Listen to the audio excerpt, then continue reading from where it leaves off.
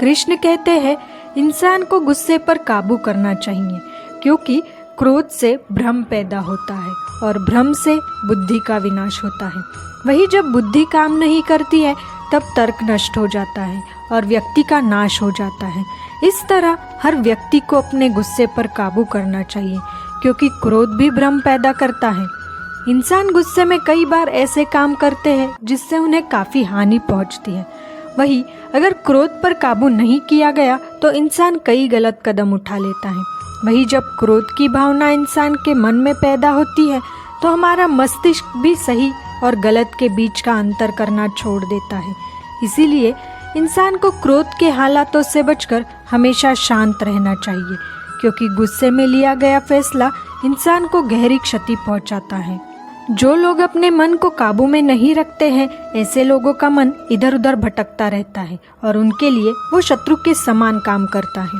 मन व्यक्ति के मस्तिष्क पर गहरा प्रभाव डालता है। जब व्यक्ति का मन सही होता है तो उसका मस्तिष्क भी सही तरह से काम करता है। मनुष्य को पहले खुद का आकलन करना चाहिए और खुद की क्षमता को जानना चाहिए। जब तक मनुष्य खुद के बारे में नहीं जानेगा तब तक उसका उद्धार नहीं हो सकता है।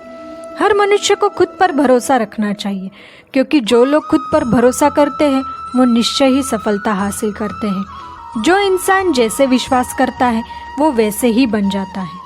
जो लोग पूरे विश्वास के साथ अपने लक्ष्य को पाने का प्रयास करते हैं वो निश्चय ही अपने लक्ष्य को पा लेते हैं। लेकिन मनुष्य को अपने लक्ष्य को हासिल करने के लिए लगातार चिंतन करते रहना चाहिए। इंसान को अपने अच्छे कर्म करते रहना चाहिए और ये नहीं सोचना चाहिए कि इसका क्या परिणाम होगा, क्योंकि कर्म का फल हर इंसान को मिलता है।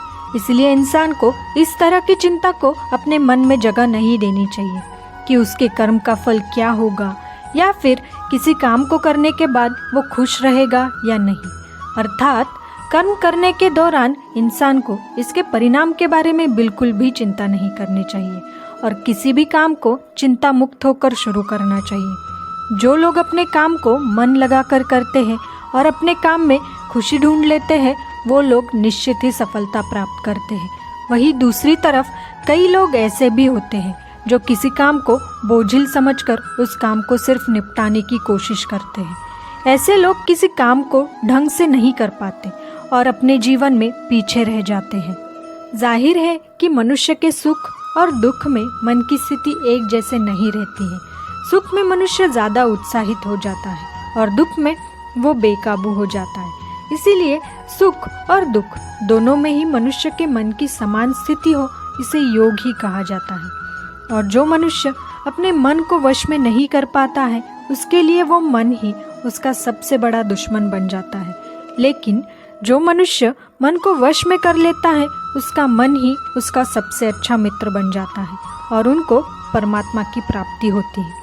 ऐसा मनुष्य स्थिर चित्त और इंद्रियों को वश में करके ज्ञान द्वारा परमात्मा को प्राप्त करके हमेशा संतुष्ट रहता है। इंसान के लिए किसी भी तरह की अधिकता घातक साबित हो सकती है। जिस तरह संबंधों में कड़वाहट हो या फिर मधुरता, खुशी हो या गम, हमें कभी भी अति नहीं करना चाहिए। जीवन में संतुलन बनाए रखना बहुत ज़रूरी है। जब तक मनुष्य के जीवन में संतुलन नहीं रहेगा वो सुख से अपना जीवन व्यतीत नहीं कर सकेगा। अर्थात मनुष्य को ज़रूरत से ज़्यादा कोई भी चीज़ करनी नहीं चाहिए और अपनी ज़िंदगी में संतुलन बनाए रखना चाहिए।